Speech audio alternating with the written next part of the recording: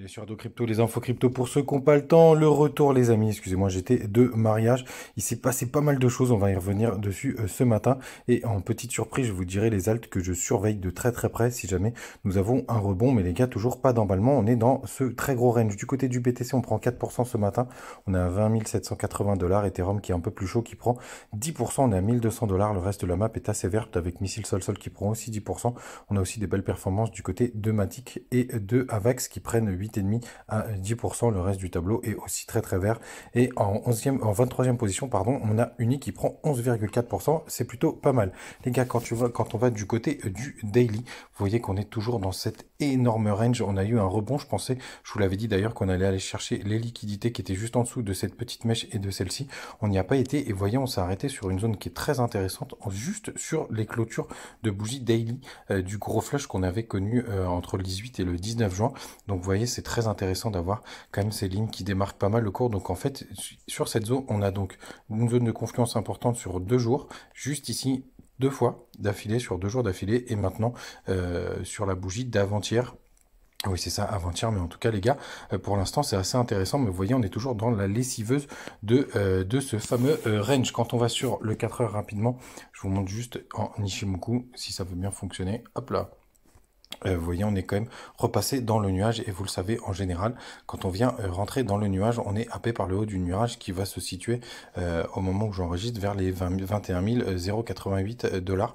Donc c'est plutôt intéressant. On va voir ce que ça va donner. Du côté du long short ratio, les gars, il n'y a pas de secret, hein, c'est toujours très intéressant. Vous voyez, hop, juste ici pendant la montée. On a eu pas mal de gens qui ont voulu se rentrer en position short. Il y a pas mal d'ouverture de position en short et évidemment le cours, ça permet de l'alimenter pour continuer le pump. Hein, vous le voyez, c'est vraiment très chirurgical. Alors pour l'instant, on est quasiment en zone neutre. Hein, vous voyez, ça monte, ça monte, ça descend au-dessus, en dessous. Donc ça, c'est plutôt pas mal. Donc après, c'est là que viennent intervenir d'autres indicateurs pour savoir quelle est la position justement du grand public. Et vous voyez que là, ici, on a quand même eu pas mal de gens qui se sont positionnés sur le spot. Il y a eu un petit ralentissement. Vous voyez, le cours d'ailleurs a chuté, donc ça c'est plutôt intéressant à voir. Et là ce matin ça repart un petit peu, on va voir dans quel sens ça va donner, mais vous allez voir, on va passer maintenant sur la time frame en 4 heures juste ici. On est sur à peu près sur la zone de milieu de range, hein. C'est pour ça que donc du coup que le cours est un peu plus indécis, mais vous voyez, ça c'est toujours les mêmes lignes que j'ai tracées depuis le flush baissier qu'on avait connu donc sur à peu près aux alentours du 18-19 juin. Et vous voyez, pour l'instant le cours a vraiment bien enregistré tous ces niveaux. Donc ici, vous voyez, ça même le milieu de range nous a fait une petite résistance juste là. Et souvenez-vous, sur Ishimoku, ça nous emmènerait vers les 21 100 dollars. Non, il n'y a pas de grosse zone de confiance. Alors, ce serait le middle range du haut du range. Donc, on va voir ce que ça va donner. Et ce que je voulais vous montrer aujourd'hui, les gars, que des cryptos qui sont sur BitGet. C'est toutes les cryptos que je surveille quand on a un gros rebond. Donc, il y a d'abord Jasmy, que je trouve plutôt intéressant, parce que vous allez voir, quand il y a enfin, le all-time est vraiment très élevé. Et quand il y a des petits rebonds, il fait pas semblant. Vous voyez, là, sur le point bas, on était vers les 0,08 et on est monté jusqu'au 0,12. Donc ça, c'est plutôt pas mal. Ça fait quasiment 40%. Donc c'est pour ça que je le surveille. C'est pas mon préféré. Je vous dirai lequel c'est. Je finirai par lui à la fin. Il y a aussi FTM qui fait des choses assez sympathiques, justement quand il y a des gros rebonds, si ça veut bien fonctionner. Désolé, petite coupure. Et donc le deuxième, donc c'est FTM qui est plutôt pas mal. Vous voyez le point bas, on était vers les 0,20 et on est monté jusqu'au 0,31, donc ça fait plus 30% dans ce range. Donc ça c'est plutôt très intéressant. C'est pour ça que ça fait partie des coins que je surveille de très très près. Et puis ça peut là encore exploser encore plus haut. Et mon préféré c'est le Dusk.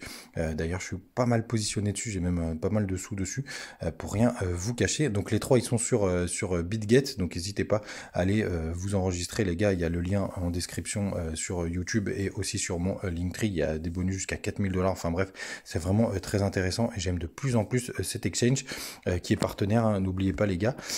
Et donc ce Dusk, c'est là où j'ai le plus de sous pour le coup, qui peut nous faire des performances assez folles. Vous voyez là, on était à 0,1 on va dire et on est monté à 0,20, donc quasiment un x2. Donc c'est pour ça que c'est plutôt pas mal et que je le surveille de très très près, mais surtout que je suis déjà positionné dessus. Puis alors si on vient éclater le range, si jamais BTC sort par le haut, vous allez voir, il y a quand même des grosses performances sur des cryptos de ce côté-là. Je vous laisse aller checker le fondamental. Mais pour moi, je suis OK. Et on finira par les news. On a JP Morgan qui parle d'un prix plancher aux 13 000 $. Donc ça veut dire qu'il va en acheter comme import si jamais on y va. Il y a toujours un peu de tension là, du côté de la Chine qui menace avec son yuan numérique. Hein, toujours pas crypto friendly. Et toujours les gars, du côté des dernières infos, on a surtout encore tous ces sujets autour de la parité euro-dollar qui fait quand même grand bruit ces derniers temps. Voilà les gars, je vous souhaite une très très bonne journée. J'espère que vous profitez bien du soleil. Et puis comme d'habitude, normalement, on se retrouve demain. Salut!